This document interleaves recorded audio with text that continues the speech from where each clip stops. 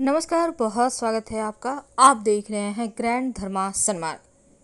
आपके घर में जो भगवान की तस्वीर है, जहां आप धूप दीप देते हैं, में हर व्यक्ति पूजा पाठ करता है। पूजा ना भी करे तो उसके घर में एक भगवान की तस्वीर जरूर होती है, जिसको वो रोज कम से कम घर से बाहर निकलने के पहले सुबह शाम नमन जरूर करता है, प्रणाम जरूर करता है, ताकि भगवान उनके जीवन के कष्टों को दूर करे और घर में खुशियां भरे, मानसिक सुकून दे।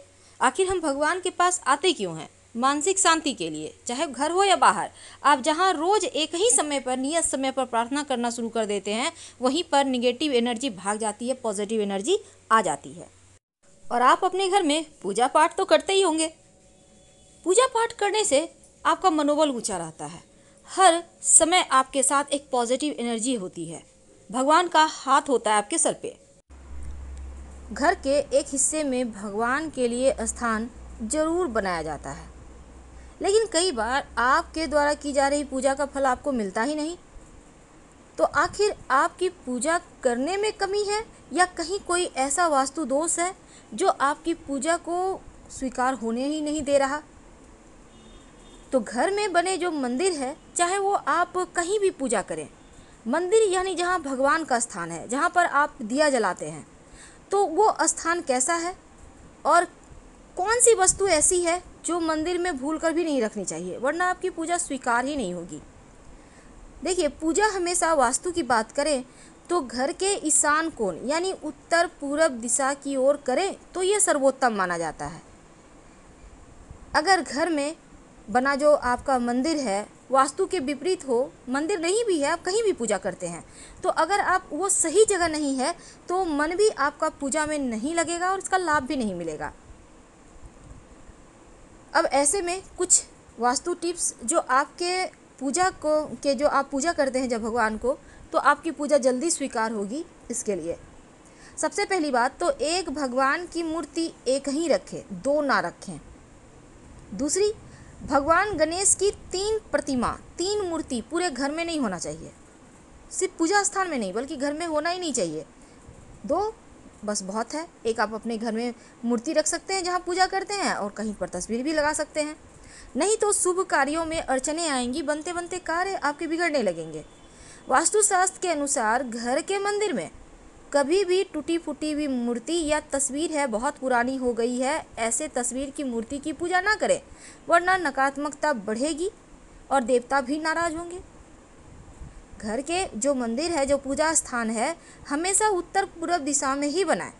दक्षिण या दक्षिण पश्चिम दिशा अशुभ दिशा होता है, इस दिशा में पूजा पाठ आप नहीं कर सकते, नहीं तो आपको उतने फल नहीं मिलेंगे। और घर के मंदिर में 2 शंख मत रखिए। आप अब जैसे बहुत सारे घरों में होता है कि आप एक शंख स्थापित कर देते हैं, एक बजाते हैं। देखिए, जो स्थापित कर दिए वो तो ठीक है, पर बजाने वाला एक साथ ना रखें, उसे हटाकर कहीं अलग से रखें। तो घर के मंदिर में 2 शंख एक साथ नहीं रखना है। वास्तु के अनुसार मंदिर जहाँ पर आप भगवान की पूजा करते हैं, आसपास शौचालय मत बनवाइए। और दूसरा, बहुत ज़्यादा बड़ी बड़ी मूर्तियाँ भी घर में नहीं रखनी चाहिए। पूजा स्थान पर अगर आप शिवलिंग रखते हैं तो अंगूठे से छोटा रखें, और पारद शिवलिंग रख लें तो आपकी पूजा भी जल्दी स्वीकार होगी। देवी देवताओं की हमेशा सॉफ्ट मुद्रा, सौम्य मुद्रा में मुस्कुराती हुई तस्वीर लगाइए। अब ये नहीं कि आपने तस्वीर लाई है, मूर्ति लाई है और भगवान का आंख ऊपर की ओर देख रहा है, नहीं, भगवान की आंखें आपको देखे, आपको आशीर्वाद दे, चेहरे पर मुस्कुराहट हो, ऐसी ही मूर्ति या तस्वीर आप ला के रखिएगा, ये आपके लिए बढ़िया होगा। उग्र देवी देवताओं की मूर्ति स्वरूप वाली तस्वीरें मत रखिएगा, वरना जीवन में मुश्किलें बढ़ जाएगी। और हनुमान जी की भी ज़रूरत से ज़्यादा बड़ा मूर्ति नहीं रखें। और जब हनुमान जी की आप मूर्ति घर में रखते हैं तो प्रयास ये करें कि हनुमान जी बैठे हुए हों, खड़े हनुमान जी की तस्वीर की पूजा मत कीजिएगा। तो पूजा करने में मन अगर एकाग्र ना हो रहा हो तो धन संपत्ति का नुकसान होने लगता है। भूल कर भी आप अपने स्टोर रूम में पूजा का स्थान मत बनाएं, और ना ही बेडरूम में आप पूजा करें। तो आप भूल कर भी पूजा की अलमारी ऐसे स्थान पर भी ना रखें जहाँ पर कबाड़ है। इन चीज़ों से आपको बचना चाहिए। अब जैसे कि आप घर में रोज़ मंदिरों में फूल चढ़ाते होंगे, तो भगवान की पूजा के फूल आप ये नहीं कि बासी पड़े हुए हैं घर के कोने में रखे हुए, ये सही नहीं है। आप उनको हटाइए, कोशिश करें कि शाम के समय ही हटा दें, क्योंकि जो सूखा हुआ पुष्प है वो परेशानी को, दरिद्रता को, गरीबी को, अकाल मृत्यु, मंगल दोष जैसी समस्याएं पैदा करता है, इसलिए उनको तुरंत हटाइए। पूजा घर में मूर्तियों को लेकर ये भी नियम है कि गृहस्थ लोगों को बड़ी मूर्तियां मंदिर में अपने घर में नहीं रखना चाहिए। और पूजा घर में भूल कर भी अपने पितृ देवों की तस्वीर मत लगाइएगा। शास्त्रों में इसे भी अच्छा नहीं माना जाता, क्योंकि पूर्वजों की तस्वीरें मंदिर में लगाने से सही नहीं होता। आप अपने घर के दक्षिणी दीवार पर लगाइए ताकि पितर प्रसन्न हो, लेकिन मंदिर में मत रखिएगा। तो मंदिर में रसोई घर भी मत बनाइए, क्योंकि वास्तु के अनुसार भी ठीक नहीं है ये। और शंख को भगवान विष्णु का प्रतीक माना जाता है, इसीलिए हमेशा इसको बदलिए मत, बल्कि शंख को आप रोज़ बजाइए, सुबह 3 बार, शाम में 3 बार। अगर आप लड्डू गोपाल की पूजा करते हैं तो उनकी सेवा कीजिए, उनको रोज़ स्नान करवाइए, वस्त्र बदलिए, और कम से कम प्रतिदिन उनको 3 प्रहर में कम से कम भोग और प्रसाद जरूर उनको अर्पित कीजिए। अगर लड्डू को गोपाल को लेकर आप कहीं जा रहे हैं तो आप लेकर जाइए, उन्हें घर में बंद करके मत जाइएगा, क्योंकि उन्हें बिना भोजन कराए आप खा भी नहीं सकते। इसलिए जो व्यक्ति नियम करते हैं उनके घर में देके जाइए उन्हें। अब जैसे शिवलिंग रखिएगा तो शिवलिंग आप हमेशा ही अंगूठे से छोटा ही रखें। घर में नुकीली चीज़ें मत रखिए, धारदार चीज़ें भी मत रखिए, नहीं तो आपकी पूजा का पूरा फल भी आपको नहीं मिलेगा, मन भी एकाग्र आपका नहीं रहेगा। और अंत में, जब आप पूजा करते हैं तो एक निश्चित समय पर रोज किया करें, तब आपकी प्रार्थना जल्दी स्वीकार होती है। मोर पंख अपने पूजा स्थान पर जरूर रखिए। माना जाता है मोर पंख रखने से घर में सकारात्मकता आती है, और भगवान श्री कृष्ण को मोर पंख बहुत प्रिय है, तो आप भगवान श्री कृष्ण के माथे पर सजा कर रखें। मोर पंख रखने से घर में कीड़े मकोड़े वगैरह भी नहीं आते। गंगा जल, हिंदू धर्म में गंगा जल को बहुत पवित्र माना जाता है, और हर घर में पूजा स्थान पर गंगा जल भी होता है। तो मंदिर में गंगा जल रखने से माँ लक्ष्मी की विशेष कृपा होती है।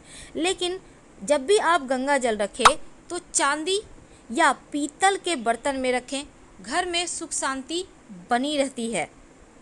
शंख तो आपको रखना ही है, और शंख से आप जल भी भगवान श्री हरि को अर्पित कर सकते हैं।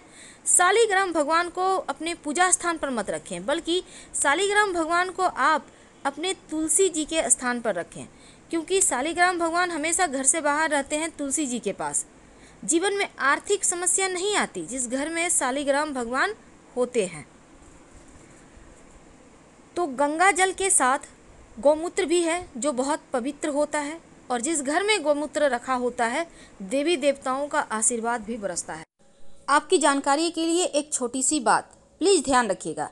जब भी आप सुबह के समय दिया बाती करते हैं, सुबह जब आप दीपक जलाते हैं, तो उसमें एक लौंग जरूर डालिए। आपके जीवन में ऐसी कोई भी अधूरी इच्छा नहीं रहेगी जिसे आप पूरी करना चाहते हैं और वो पूरी ना हो, क्योंकि लौंग जब आप डालते हैं तो मनोकामना पूर्ण हो जाती है। और शाम में जब दिया बाती करेंगे तब सरसों के तेल का दीपक हो या घी का, ये आप क्या जलाते हैं आपकी मर्जी है, लेकिन गुरुवार के दिन छोड़कर बाकी दिनों में आप सरसों के तेल का या तिल के तेल का दिया जला सकते हैं। कोई भी चीज़ का दीपक जलाएं, लेकिन दिया में अगर एक चुटकी पीली सरसों या काली मिर्च डाल दें, क्योंकि काली मिर्च एक दाना भी डाल देते हैं तो शत्रु शांत रहेंगे। अगर पीली सरसों डालते हैं तो अतृप्त आत्माएं आपको परेशान नहीं करेगी। यानी कई बार घरों में डर भी लगता है जैसे पीछे कोई है या आपने बुरे सपने देखे, तो ऐसा कुछ आपके घर में हो रहा है तो आप पीली सरसों डालकर शाम में दिया बाती करना शुरू कर दें, आपकी मुश्किलें समाप्त हो जाएगी। और दीपक में जो हमने आपको बताया, आप उसी क्रम में सब कुछ डालकर दीपक जलाया कीजिए। निगेटिव एनर्जी है तो सरसों के दाने, मनोकामना पूर्ण करनी है तो लौंग, और अगर शत्रु परेशान करे तो काली मिर्च। फिलहाल विदा लेते हैं। जानकारी अच्छी लगे तो लाइक और सब्सक्राइब करें, अपनों से शेयर करें।